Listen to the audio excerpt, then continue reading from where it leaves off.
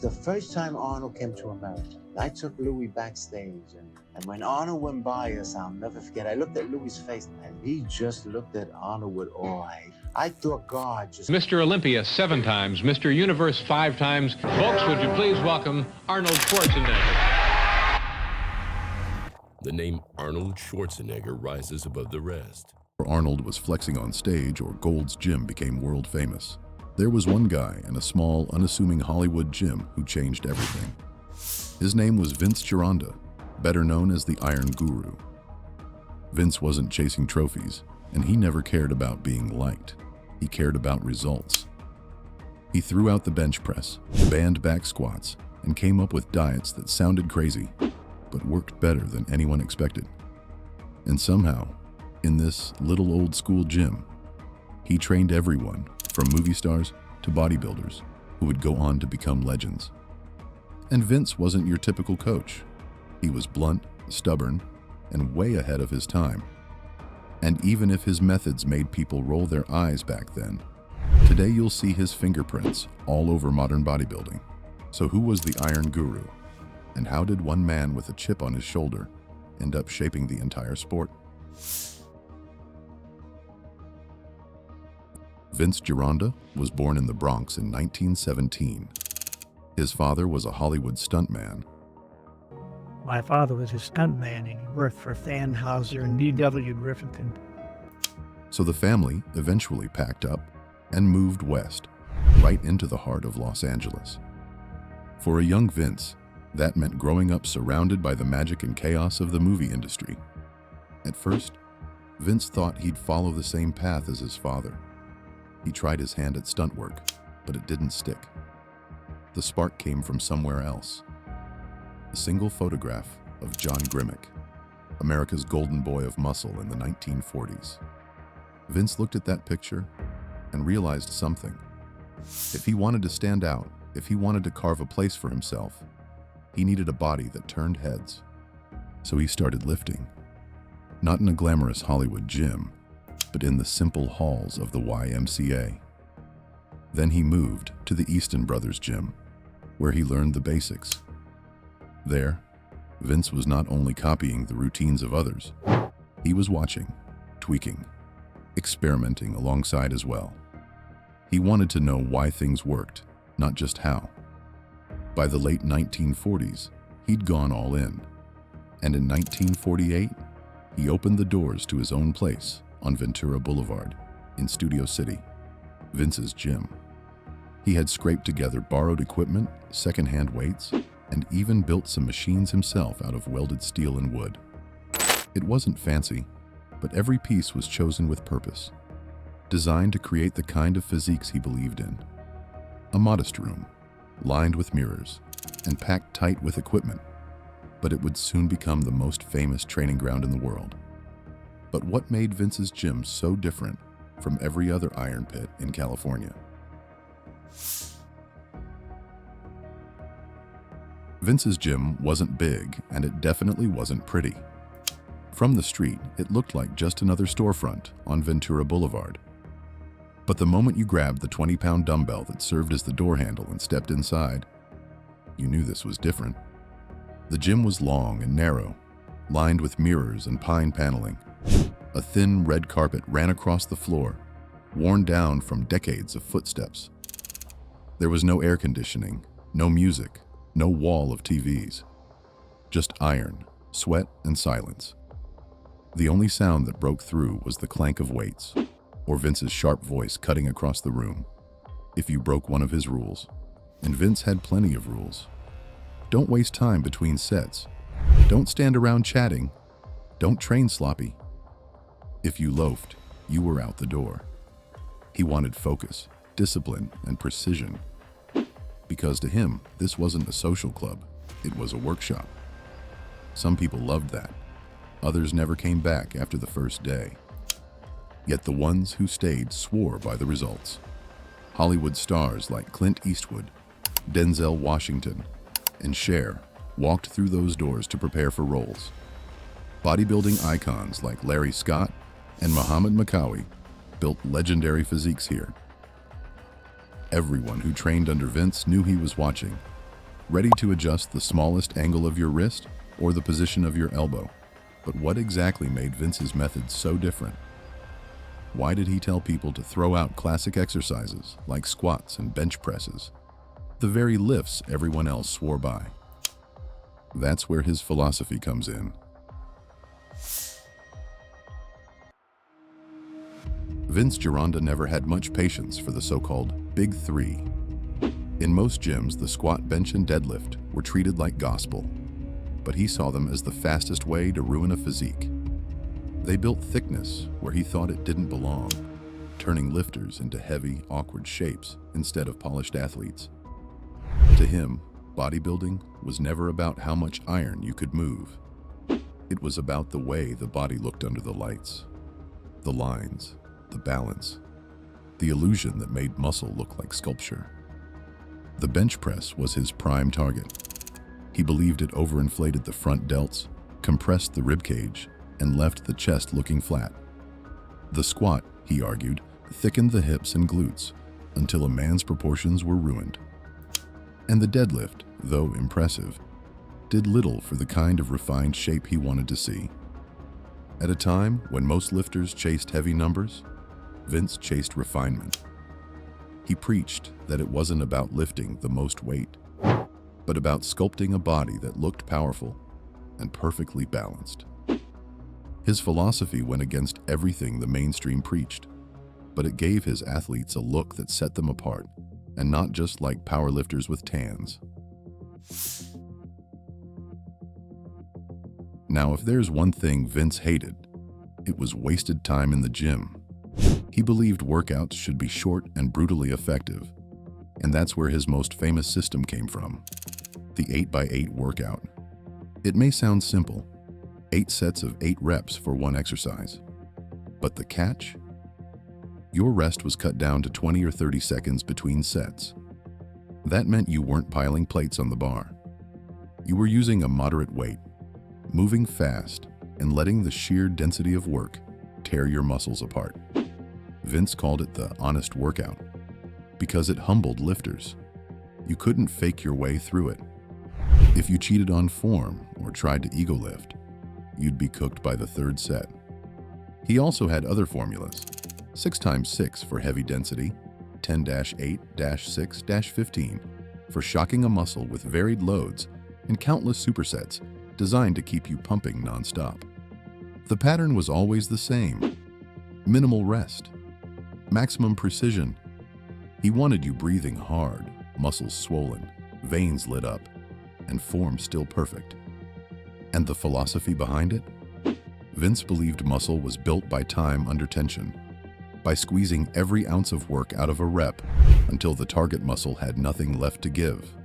That's why his athletes like Larry Scott and Muhammad Makawi walked on stage looking like that. But training was only half the equation. Vince's most controversial ideas were actually about what you ate, and his diet advice was so radical at the time that people thought he was insane until they tried it. Vince Gironda didn't believe in carbs. He threw the grain out completely. That was the time when lifters were chugging milk by the gallon and bulking on pasta and bread. Vince told his athletes to strip everything back to the essentials. His solution? Steak and eggs, 2 meals a day. That's it. Steak and eggs cooked in butter, 6 days a week. Then on the 7th day, you'd have a carb refeed, a huge plate of pasta, fruit, maybe even dessert, before diving straight back into the cycle. To outsiders, it sounded like madness, almost like a caveman crash diet. But the bodies Vince produced told a different story. His lifters came in lean, tight, and dry, while their competitors still looked puffy and bloated from the bulking diets of the day. Step on stage next to one of Vince's guys, and you could see the difference immediately. Vince swore the secret was fat, especially eggs. He called fertile eggs nature's anabolic steroid, and some of his guys ate 30 or more a day. Imagine sitting down to a breakfast of a dozen whole eggs and a slab of steak. For Vince, that was fuel, not excess. He claimed the yolk was packed with hormones and enzymes that helped the body build muscle naturally, no drugs required. And unlike the bulk and cut crowd, his athletes didn't need to spend months trimming down before a contest. They lived in a constant state of readiness. It wasn't just about food either. Vince was way ahead of his time when it came to supplements. Desiccated liver tablets by the handful, free-form amino acids, kelp, digestive enzymes, raw glandular extracts. His shelves looked more like a mix of a pharmacy and a butcher shop than a gym counter. Some doctors laughed, and nutritionists rolled their eyes, but Vince didn't care. Because he wasn't chasing approval, he was only chasing results. And when his lifters stepped under the stage lights or onto a movie set, looking sharper and harder than anyone else, it was hard to argue with him. Hollywood noticed. Stars desperate for a camera. Ready bodies started showing up at his gym, eager to test his rules themselves. And in time, so did the fitness world at large. Decades later, when low-carb became a fad under names like Atkins, keto, or carnivore, old-school lifters just shook their heads because Vince Gironda had been preaching steak and eggs long before it was trendy. The clearest proof of Vince's philosophy stood right there on stage. His most famous student was Larry Scott, a kid with narrow shoulders, who Vince transformed into the very first Mr. Olympia. Scott's arms became so iconic that the preacher bench is still nicknamed the Scott Bench today. He won the Olympia in 1965 and again in 1966, both titles shaped inside Vince's tiny gym. Another was Don Howarth, the Duke of Delts. Under Vince, his shoulders into perfectly rounded caps that carried him to the Mr. America title in 1967. Then came Muhammad Makawi in the 1980s. He didn't have the size of a Lee Haney or Bertil Fox, but what he did have was balance. Carved lines, flowing proportions, and posing so sharp, it quite literally looked choreographed by an artist. Trained almost entirely with Vince's high-density methods, Makawi finished runner-up at the Olympia in 1983 and 1984, shocking a sport that had already started chasing mass over aesthetics. And it wasn't just bodybuilders. Clint Eastwood, Carl Weathers, even Cher trained under Vince's eye, each one leaving sharper, leaner, and camera-ready. But the most famous story was about a cocky Austrian kid who walked through Vince's doors, expecting praise, and instead got torn down in one brutal sentence. The story has been told so many times it feels like a piece of bodybuilding folklore. A young Arnold Schwarzenegger, newly crowned Mr. Universe and brimming with confidence, walked into Vince's gym in the late 1960s. At that point, Arnold was already a sensation in Europe. He expected respect, maybe even admiration. Instead, Vince Gironda gave him a long look, shook his head, and said flatly, "You look like a fat..." He didn't really mean cruelty. To Vince, it was honesty. Arnold had size, yes, but Vince saw water retention and imbalance. He wasn't interested in mass for mass's sake. He wanted lines, flow, and symmetry. Arnold, to him, only looked like a work in progress. Arnold could have stormed out right then, and some guys probably would have, but he didn't. He stayed, listened, and trained. And though Arnold would eventually go on to follow his own path, winning 7 Olympias with his blend of mass and charisma, he never forgot Vince's bluntness. In many ways, it forced him to refine his look and prove he wasn't just another oversized strongman. It was a moment that summed up everything about Vince Gironda. He didn't care who you were, what titles you held, or how famous you might become. In his gym, everyone was clay, and he was the sculptor. Walking into Vince's gym, you'd realize pretty quickly that things didn't move the way you expected. A bench press wasn't really a bench press anymore, and a curl wasn't the curl you thought you knew. Vince had a habit of stripping an exercise down and rebuilding it. so it attacked the muscle exactly the way he wanted. Movements looked unusual, sometimes even awkward, but the results spoke for themselves. Take the guillotine press, sometimes called the neck press. Where most lifters swore by the flat bench, Vince dismissed it as a shoulder exercise in disguise.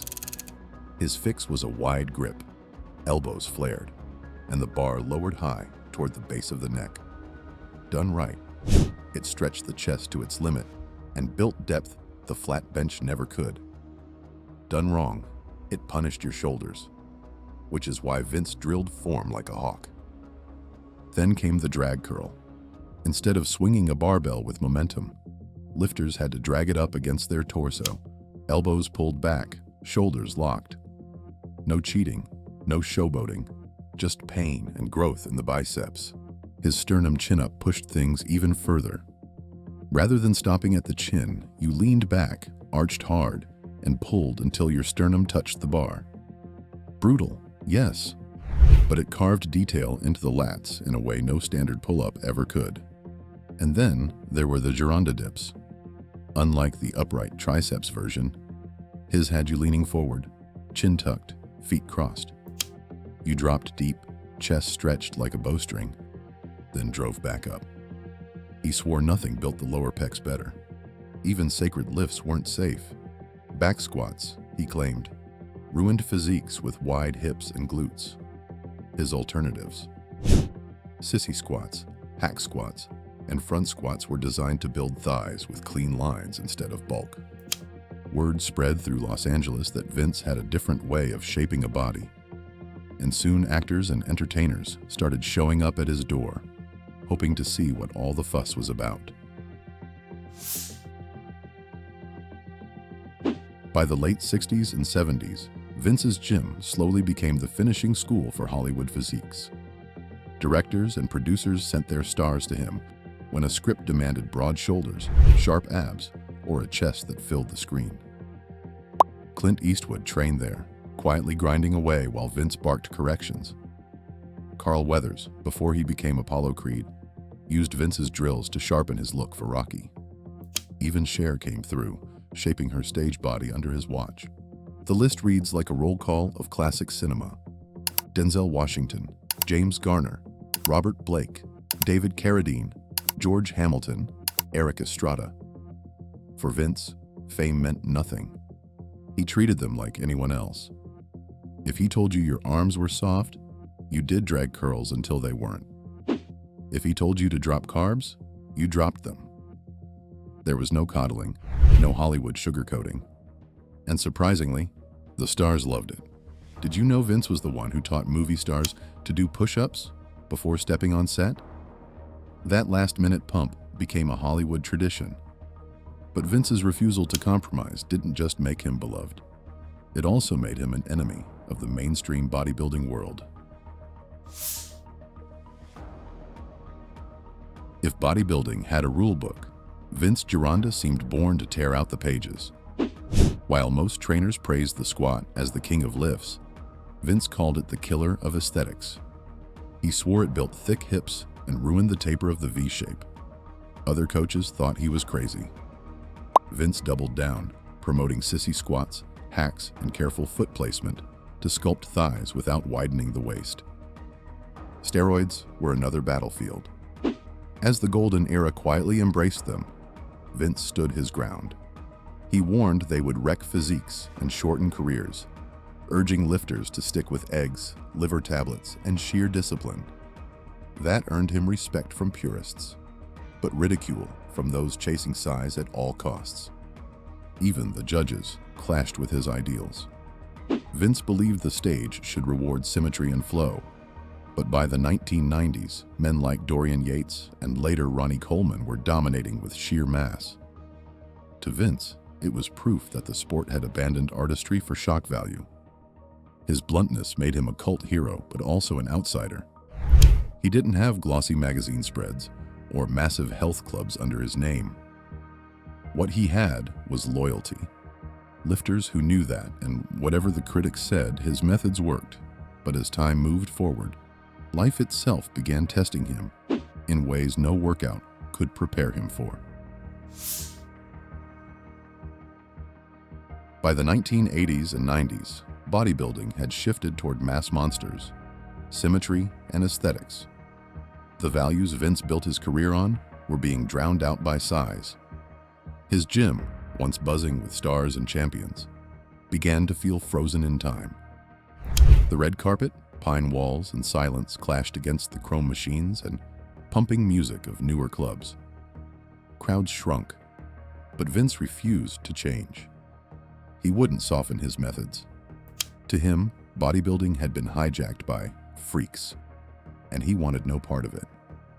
Loyal students still showed up, but the Iron Guru was no longer center stage.